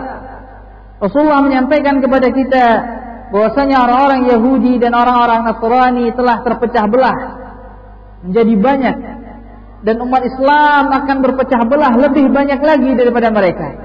Dan perpecahan dan golongan-golongan ini diancam akan masuk ke dalam neraka karena penyimpangan mereka, karena jauhnya mereka dari kitabullah dan sunnah Rasulullah. Dan satu golongan yang akan selamat di antara mereka yang akan masuk surga, dialah jamaah yang berpegang teguh dengan Al-Quran dan sunnah yang perbuatan sahabat Rasulullah sallallahu alaihi wasallam. Allahumma ja'alna minal firqatin najiyah waffiqil muslimin li ay yakunu minha. Ya Allah, jadikanlah kami termasuk daripada al-firqatun najiyah, golongan yang selamat, dan bimbinglah kaum muslimin untuk termasuk daripada mereka. Ini adalah nomor yang ketujuh dan maknanya jelas, dan kita tidak butuh untuk memperpanjang pembicaraan di dalam nomor yang ketujuh ini. Baiklah ma'asyiral muslimin, kita beralih ke bagian yang kedua dalam kajian kita, yaitu kajian Sahihul Bukhari.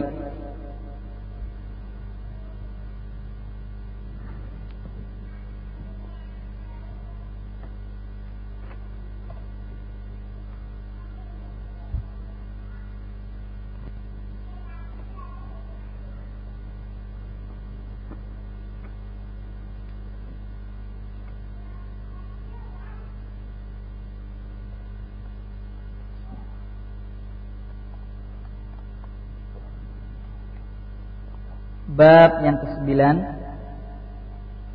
hadis nomor 533 dan 534.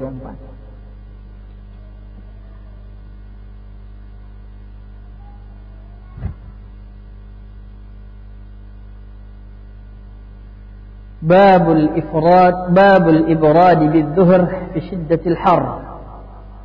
Bab mendinginkan di saat zuhur di tengah terik panas. Bab mendinginkan dengan salat zuhur di tengah terik panas. Maksudnya apa?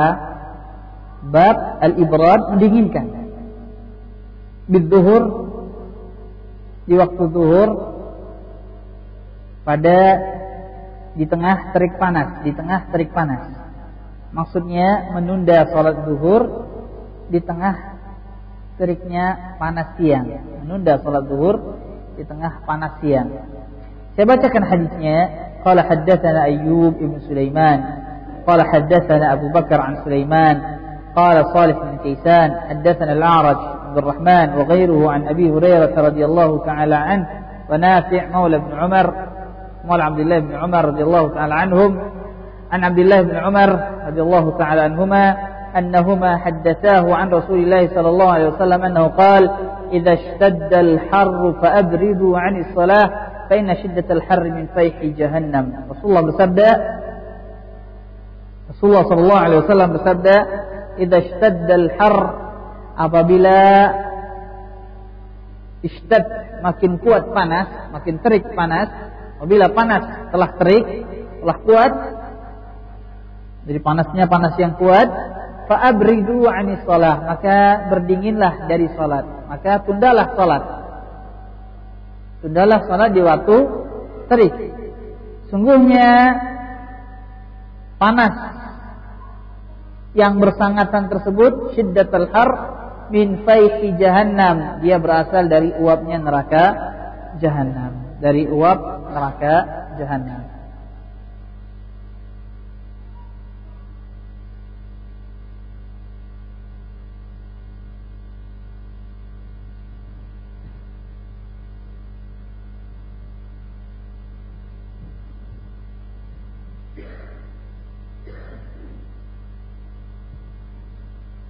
Jadi dalam hadis ini maknanya jelas.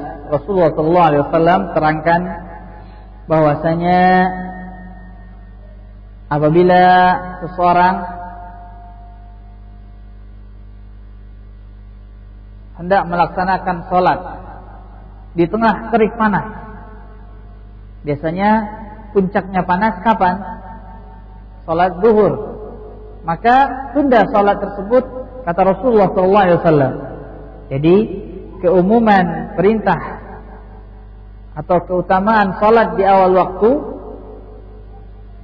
itu pada salat subuh,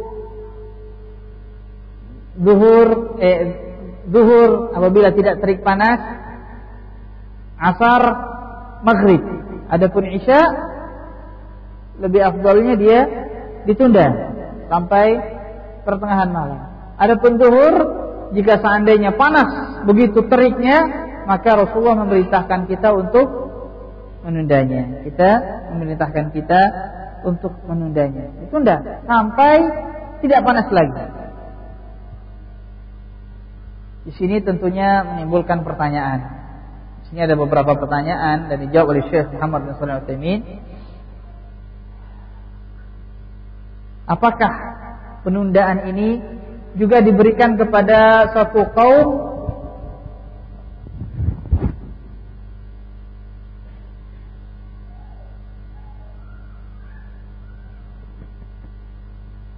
yang mana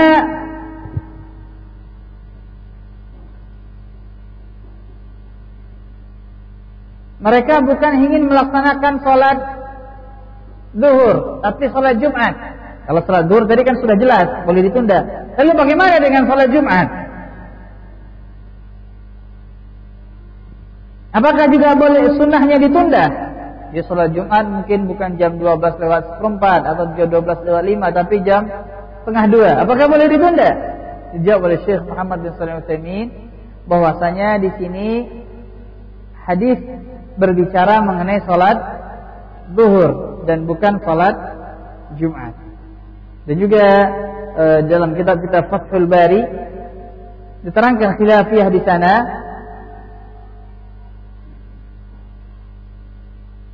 Akan tetapi jumhur para ulama, mayoritas para ulama mengatakan bahwasanya salat Jumat dia tidak ditunda walaupun di tengah terik. Kemudian timbul pertanyaan selanjutnya, apakah keringanan ini boleh menunda salat zuhur ini juga dibolehkan buat suatu kaum yang mereka mempunyai fasilitas sehingga tidak kepanasan. Katakanlah ada sekolahan, kemudian di sana ada masjid. Jadi antara sekolah tersebut dengan masjid tersebut ada jalan yang beratap. Apakah mereka juga disunahkan menunda salat? Atau seseorang yang tinggal di suatu negeri yang semuanya punya mobil dan mobilnya AC semua, AC. Di sini juga kita tidak memungkiri ada khilafiyah para ulama rahimahumullah. Sebagian para ulama mengatakan tetap, walaupun rumahmu di samping masjid, satu atap, tetap. Dan sebagian para ulama mengatakan tidak. Bahwasanya hukum tersebut berlaku sesuai dengan ada atau tidaknya ilahnya, sebabnya. Wallahu ta'ala alam. Jadi kalau seandainya sebab tersebut karena panas, berarti kalau tidak panas hukum ini tidak berlaku. Sebagaimana umpamanya pada saat salat zuhur cuaca mendung, suasana tidak panas, maka pada saat tersebut seseorang tetap salat zuhur di awal waktunya dan tidak ditunda. Sebagaimana negeri yang tidak ada panas teriknya, mungkin seperti negeri-negeri yang tidak memiliki panas terik seperti Padang Panjang atau negeri kita Indonesia, tidak sama seperti di Arab. Dan saya condong pada pendapat yang kedua, bahwasanya hukum ini berlaku sesuai dengan ada atau tidaknya ilahnya, sebabnya Allahu a'lam. Dan khilafiyah di dalam permasalahan ini mirip, saya katakan mirip dan hampir serupa dengan khilafiyah di dalam permasalahan-permasalahan lainnya. Di antaranya khilafiyah di dalam permasalahan menjamak salat di waktu hujan. Menjamak salat di waktu hujan. Sebagian para ulama mengatakan bahwasanya kalau seandainya antara rumah dengan masjid tersebut sudah memiliki fasilitas sehingga mereka bisa tidak menjamak, maka mereka tidak menjamak. Sebagian mengatakan tidak, jamak tetap disyariatkan walaupun rumahmu di samping masjid. Seperti perkataan Imam Ahmad rahimahullah taala. Wallahu taala. Kemudian timbul pertanyaan, bagaimana kalau seandainya seseorang sendirian dia musafir, katakanlah dia musafir. Atau katakanlah beliau tinggal di negeri orang kafir dan dia sendiri salat zuhur di tengah terik. Apakah sunnahnya juga menunda atau dia boleh sholat sendirian di tengah panas? Yang jawabannya dijawab oleh Syekh Muhammad bin Shalih Al-Utsaimin, yang rajih bahwasanya dia tetap disunnahkan untuk menunda salat zuhurnya. Wallahu taala.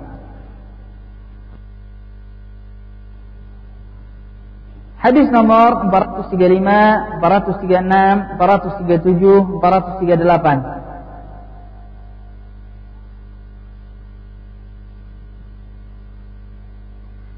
حديث نمبر 435 حدثنا ابن بشار قال حدثنا غندر قال حدثنا شعبة عن المهاجر أبي الحسن سمع زيد بن وهب عن أبي ذر رضي الله تعالى عنه قال أذن مؤذن النبي صلى الله عليه وسلم الظهر فقال أبرد أو قال انتظر وقال شدة الحر من فيح جهنم فإذا اشتد الحر فأبردوا عن الصلاة حتى رأينا فيء التلول. Terkala salah seorang muadzin azan, kemudian kata Rasulullah, abrid, tunggu dingin. Atau beliau mengatakan intazir, tunggu. Kemudian Rasulullah bersabda, sungguhnya terik panas merupakan uap dari neraka jahanam. Apabila panas terik, maka tundahlah salat sampai kami melihat bayangan dari bukit yang rendah. At-tulul jamak dari tal, yaitu gundukan tanah yang rendah, sampai kami kelihatan bayangannya. Biasanya masyarakat muslimin, bayangan tersebut ada kalau seandainya seperti tongkat diberdirikan, pohon, itu kan kelihatan bayangannya. Tapi kalau bukit atau gundukan tanah yang rendah, itu baru kelihatan bayangannya kapan? Karena dia merata. Kapan kelihatan bayangannya? Apabila matahari sudah makin mendekati ke bawah, makin tenggelam. Bukankah demikian? Di sini diambil pemahaman oleh para ulama rahimahumullah bahwasanya boleh menunda salat zuhur itu bukan cuma 5 menit atau 3 menit atau 10 menit, bahkan sampai sejam, 1,5 jam. Karena tulul, gundukan tanah tersebut baru kelihatan bayangannya, menunjukkan bahwasanya waktu antara waktu masuknya zuhur dengan tulul atau gundukan tanah ada bayangan, itu adalah waktu yang cukup lama. Allahu ta'ala. Hadis nomor 536. Qala haddatsana Ali bin Abdullah qala haddatsana Sufyan qala hafidnahu min az-Zuhri an Sa'id bin al-Musayyib an Abi Hurairah radhiyallahu anhu an Nabi sallallahu alaihi wasallam qala idza ishtadda al-harr fa'abridu bis-shalah fa inna shiddatal harr min fayhi jahannam. Apabila panas terik maka tundahlah salat, sungguhnya terik panas merupakan uap dari jahannam. Hadis nomor 537.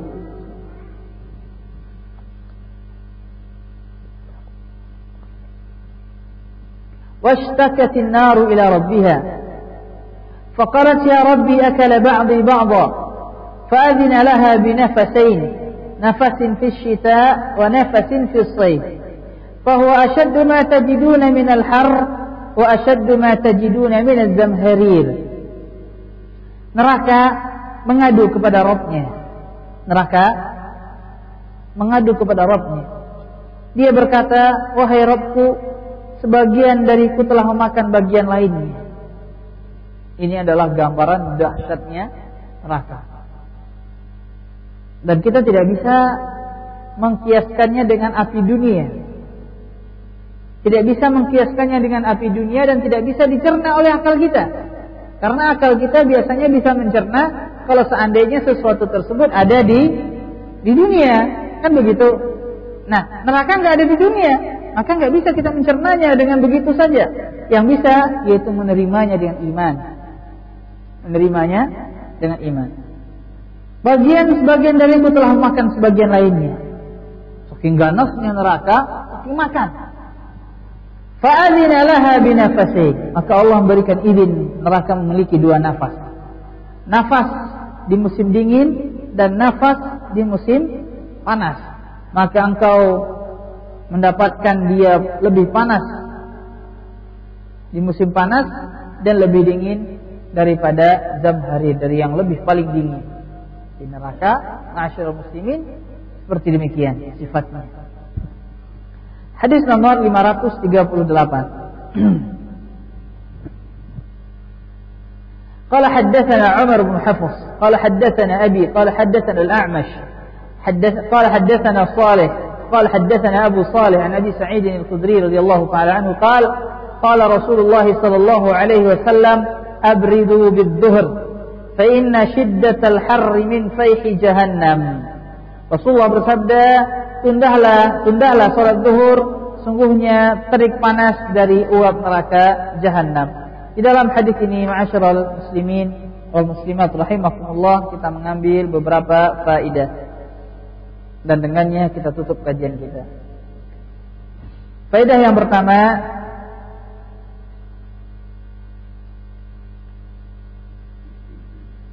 bahwasanya azan dia mengikuti salat dan tidak mengikuti waktu.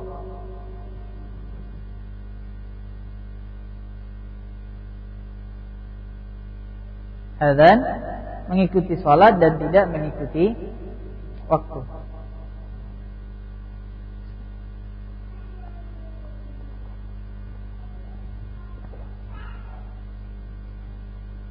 Saya bertanya, penjelasan dari perkataan ini. Umpamanya kita semua musafir.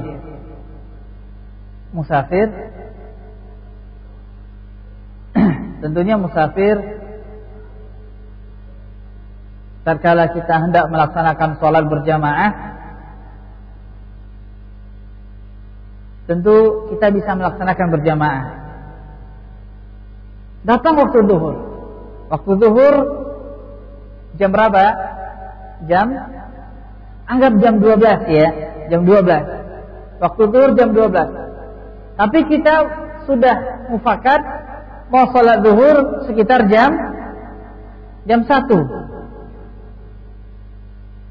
Maka pada saat tersebut apakah kita azan dahulu jam 12-nya, nanti sholatnya jam 1, atau jam 1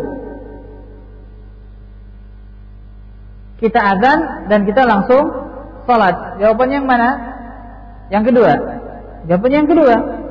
Jadi kita azan dan langsung sholat.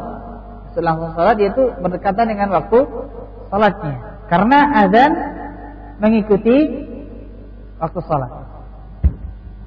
Contoh yang lain, kalau seandainya seperti di negara Saudi Arabia pada bulan Ramadan, itu waktu isya ditunda.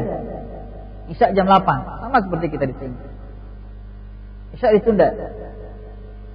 Nah, pada saat tersebut azannya kapan? Apakah azannya di waktu isya jam 7:04, atau azannya begitu mendekati isyanya, begitu mendekati kita hendak melaksanakan sholat isya? Jawabnya, begitu kita mendekati waktu sholat isya, karena azan mengikuti sholat, sebagaimana tertera dalam hadis kita sekarang ini. Sahabat yang mulia Bilal bin Rabah hendak azan, kata Rasulullah, tunggu. Padahal waktu itu waktu sholat sudah masuk. Ini diterangkan oleh Syekh Muhammad bin Shalih Al-Utsaimin rahimahullah taala. Kemudian kata Syekh, dan yang demikian ini jika seandainya kaum tersebut lagi berkumpul, maka mereka boleh tidak azan di awal waktu, akan tetapi mereka azan di saat mereka hendak melaksanakan salat. Akan tetapi, ingat, jika seandainya seseorang berada di tengah suatu kaum, di tengah suatu negeri, di tengah suatu kampung, dan penghuni masjid tersebut mufakat hendak menunda salat isya, seperti kita di sini di saat bulan Ramadan, bukankah demikian? Kita hendak menunda salat isya dan kita sudah mufakat penghuni masjid ini, jemaah yang salat di masjid ini dari mana-mana, dari yang dekat, dari yang jauh, sudah mufakat untuk menunda salat Isya, maka pada saat tersebut hendaklah dia azan di awal waktu. Hendaklah dia diazan di awal waktu. Kenapa? Supaya orang yang sholat di rumah dan tidak sholat di masjid, itu para wanita, mereka bisa melaksanakan sholat di awal waktu. Mereka bisa melaksanakan sholat di awal waktu. Dan di sini lihat hukum Islam berjalan di atas maslahat. Karena azan menunjukkan bahwasanya maksudnya waktu. Allah Ta'ala. Dan Rasulullah SAW dalam hadis ini di saat beliau musafir. Di saat beliau musafir, dan ini diterangkan dalam hadis selanjutnya insyaallah taala, yaitu hadis al-ibrad bid-dhuhr fi safar, bab yang ke-10 nantinya insyaallah. Jadi dengan demikian hadis yang mutlak diikat dengan hadis yang muqayyad. Hadis yang tidak ada keterangan safarnya diikat, digabungkan dengan hadis yang ada keterangan safarnya. Wallahu taala a'lam. Faedah yang selanjutnya, faedah yang kedua.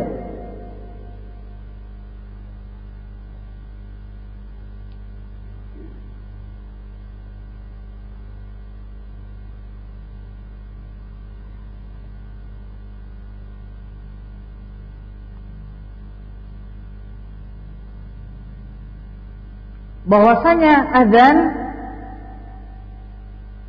harus mengikut kepada perintah pemimpin. Azan mengikuti perintah pemimpin di saat perjalanan, di saat safar. Saat seseorang musafir, sunnah Rasulullah, ajaran Rasul, tidaklah 3 orang musafir kecuali ditunjuk 1 orang menjadi pemimpinnya, dan yang lain wajib tunduk dan taat. Sunnah Rasul, tunjuk 1 jadi pemimpin, yang lain tunduk dan taat. Nah, yang menentukan azan atau tidaknya, karena mereka sholatnya kan di perjalanan, yaitu pemimpin tersebut, bukan imamnya, bukan imam. Dan yang menyuruh qomat dia adalah imam. Tapi kalau seandainya kondisi bukan di saat kondisi musafir, seperti kita mukim sekarang ini, maka yang berhak untuk menentukan azan atau tidaknya itu muadzin itu sendiri. Karena dialah yang ditugaskan dan bertanggung jawab terhadap azan. Kata Rasulullah SAW, al-muadzin mu'taman wal imam dhamin. Muadzin dia adalah orang yang diberikan amanah, dan imam adalah penanggung jawab.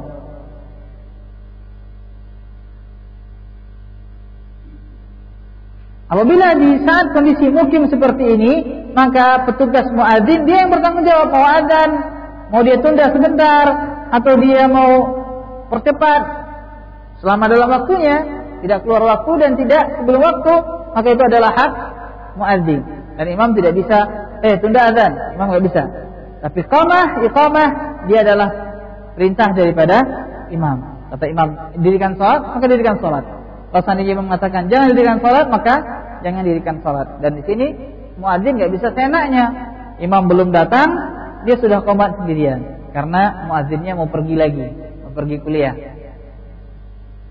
Biasanya kan begitu.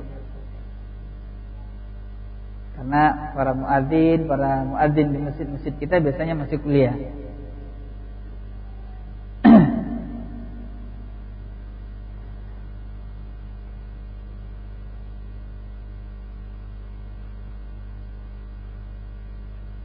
Di dalam hadis ini terdapat juga bagaimana neraka mengadu kepada Allah. Dan kata Syekh Muhammad bin Shalih Al-Utsaimin, ini merupakan dalil bahwasanya benda-benda mati dia juga memiliki perasaan. Dan Allah yang mengetahuinya. Bagaimana Allah dalam Al-Quran mengatakan bahwasanya setiap benda bertasbih, dan Allah yang memahami tasbihnya. Begitu juga benda-benda mati, mereka juga memiliki perasaan.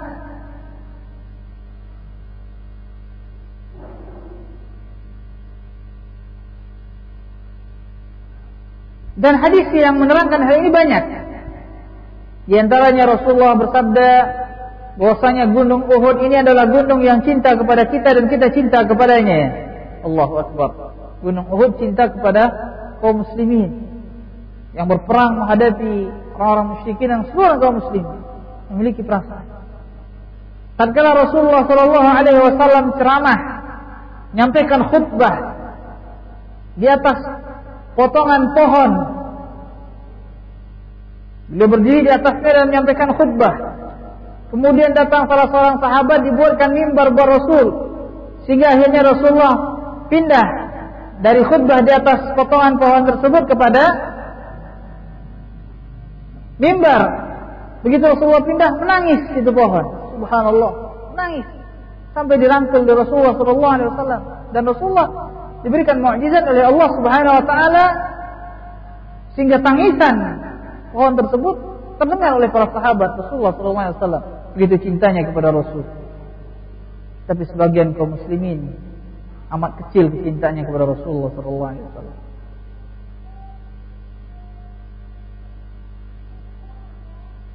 Dan juga hadis-hadis yang lain.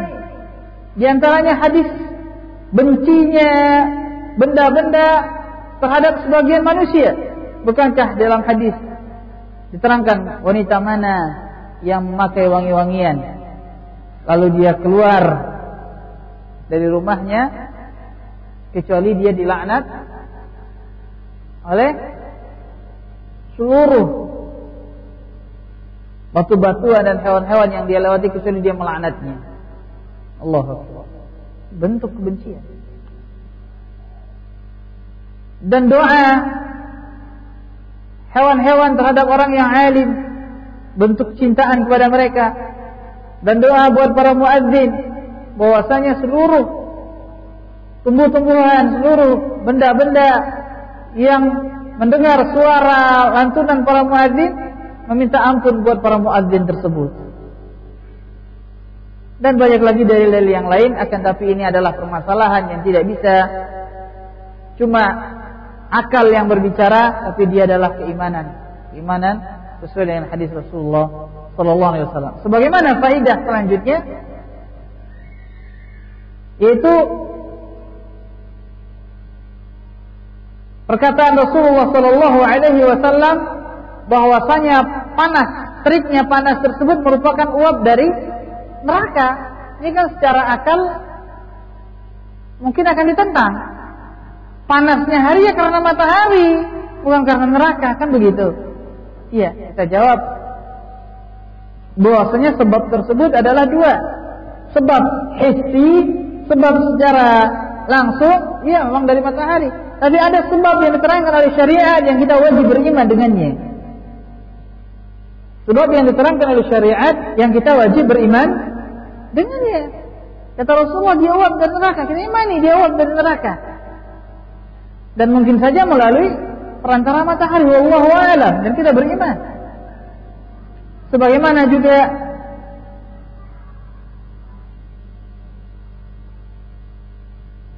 kejadian gerhana matahari dan gerhana bulan. Kita semua tahu kalau gerhana bulan terjadinya disebabkan apa? Disebabkan karena 3 planet, bulan, matahari, bulan, bumi dan matahari. Buminya di tengah, makanya bulannya nggak kelihatan cahayanya. Ini secara logika ilmiah. Gerhana matahari, gerhana bulan disebabkan karena bulan, bumi, dan matahari. Kata orang ahli hisab dan kata orang Arab, bahwasanya itu tidak mungkin terjadi kecuali pada malam-malam bulan purnama. Pada malam-malam bulan-bulan purnama. Tanggal 13, 14, 15. Ini secara ilmiah dan Syekh Muhammad bin Shalih Al-Utsaimin, beliau ahli hisab. Tapi beliau tidak pakai hisab untuk menentukan awal bulan. Gerhana matahari terjadi karena bulan menghalangi cahaya matahari, kan begitu secara ilmiahnya.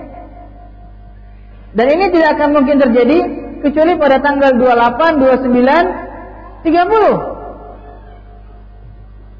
Ini sebab secara penelitian, secara ilmiah. Tapi secara wahyu Allah berfirman, "Wa ma nursilu bil ayati illa takhwifa." Dan kami tidak menurunkan ayat kecuali hanya untuk mempertakutkan hambanya. Sebagaimana juga diterangkan dalam hadis yang diriwayatkan oleh Imam Bukhari dan Imam Muslim rahimahullahu taala. Jadi ada sebab secara syariat, ya Allah ingin mempertakutkan hambanya supaya mereka ingat kepada Allah, takut kepada siksaan Allah, supaya mereka sadar langit dan bumi berada dalam ketentuan Allah. Makanya Rasulullah tatkala terjadi gerhana matahari, beliau begitu takutnya. Beliau keluar dari rumahnya sambil tidak sempat mengikat serbannya. Beliau keluar dan memanggil para sahabat dan melaksanakan salat kusuf, salat gerhana. Setelah itu beliau menasihati para sahabat, menerangkan keimanan, menerangkan ketaatan. Karena Allah menerangkan ayat-ayat tersebut tidaklah Allah jadikan kecuali hanya untuk mempertakutkan hamba-hambanya. Ini sebab secara syariat. Dan ada sebab secara hissi, secara kenyataan yang ada. Wallahu ta'ala alam. Ma'asyiral muslimin, kesimpulannya adalah orang-orang yang beriman, mereka mengatakan amanna bihi kullun min indi rabbina. Kami beriman dengannya dan semuanya berasal dari Rabb kami. Ma'asyiral muslimin wal muslimat rahimakumullah, sampai demikian kajian kita pada hari ini. Dan maaf pada hari ini saya tidak buka pertanyaan. Apabila ada yang benar dia berasal dari Allah SWT. Apabila ada yang salah maka dia berasal dari saya dan syaitan. Subhanakallahumma bihamdika asyhadu an la ilaha illa anta astaghfiruka wa atubu ilaik. Assalamualaikum warahmatullahi wabarakatuh.